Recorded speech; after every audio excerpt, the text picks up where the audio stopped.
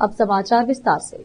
श्री बुद्धि बसवन्ना मंदिर ट्रस्ट के अध्यक्ष राकेश माशेट्टी के नेतृत्व में बीदर के पत्रिका भवन में एक प्रेस मीट आयोजित की गई, जिसमें संबोधित करते हुए डॉक्टर राजशेखर शिवाचार्य और तुकाराम कराटे ने श्री बुद्धि बसवन्ना यात्रा रजत महोत्सव कार्यक्रम के 25वें वर्ष 27 अप्रैल से 2 मई तक होने वाले कार्यक्रमों की जानकारी दी। इस अवसर पर बुद्धि बसवन्ना मंदिर ट्रस्ट के अध्यक्ष रमेश माशेट्टी और अन्य उपस्थित थे। केपी न्यूज के कैमरामैन पप्पूराज का कवरेज। देश विदेश और स्थानीय समाचारों के लिए चैनल को लाइक, शेयर और सब्सक्राइब जरूर करें।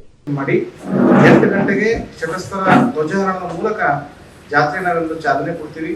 ಅವತ್ತೇ ಸಾಯಂಕಾಲ ಮತ್ತೆ ಪೂಜ್ಯ ಶ್ರೀ ಡಾಕ್ಟರ್ ರಾಜಶೇಖರ್ ಶಿವಾಚಾರ್ಯ ಅವರಿಂದ ಪ್ರವಚನ ಇರುತ್ತೆ.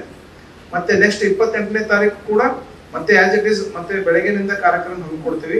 ಅದರಲ್ಲಿ ವಿಶೇಷತೆ ಏನಂದ್ರೆ ಪ್ರತಿ ವರ್ಷದಂತೆ ಈ ವರ್ಷ ಕೂಡ 101 ದಂಪತಿಗಳಿಂದ ಲಕ್ಷ ಬಿಲ್ವಾರ್ಚನೆ ಕಾರ್ಯಕ್ರಮ ಪೂಜ್ಯ ಶ್ರೀ ಡಾಕ್ಟರ್ ರಾಜಶೇಖರ್ ಶಿವಾಚಾರ್ಯ ಅವರಿಂದ ನೆರವೇರಿಸ್ತೀವಿ. ಅದ ನಂತರ ಮತ್ತೆ ಸಾಯಂಕಾಲ ಮತ್ತೆ ಪ್ರವಚನ ಕಾರ್ಯಕ್ರಮ ಇರ್ತದೆ. ಮಾತೆ ಬಸವಂಜಲಿ ತಾಯಿಯವರಿಂದ ಪ್ರತಿ ವರ್ಷ ಕೂಡ ನಮ್ಮ ಬುತ್ತಿ ಬಸವಣ್ಣ ದೇವಾಲಯಕ್ಕೆ ಒಂದು ಪ್ರವಚನ ಹೇಳ್ತಾರೆ. ಅವರೆಲ್ಲ ಈ ಕಾರ್ಯಕ್ರಮದ ಔಚಿತ್ಯವನ್ನು ಕುರಿತು ವಿವರಣೆಯನ್ನು ಕೊಟ್ಟಿದ್ದಾರೆ. ಬೀದರ ಜಿಲ್ಲೆ ಇತಿಹಾಸ ಬಹಳ ದೊಡ್ಡದು. ಆ ಇತಿಹಾಸದಲ್ಲಿ ಸಿದ್ರಿಯ ಬುದ್ಧಿ ಬಸವಣ್ಣನ ಕ್ಷೇತ್ರ ಇತಿಹಾಸ ಬಹಳ ದೊಡ್ಡದಾಗಿದೆ.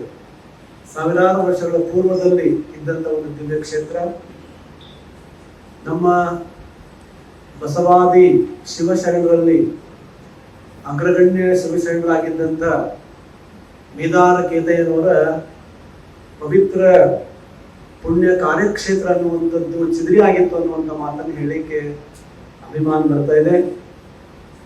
ಮೇದಾರ ಕೇತಯ್ಯನವರು ಚಿದ್ರಿಯಿಂದ ಬಸವ ಕಲ್ಯಾಣಕ್ಕೆ, ಇಂದಿನ ಬಸವ ಕಲ್ಯಾಣಕ್ಕೆ, ಅಂದಿನ ಕಲ್ಯಾಣಕ್ಕೆ ಬಸವಾದಿ ಶಿವಶರಣರ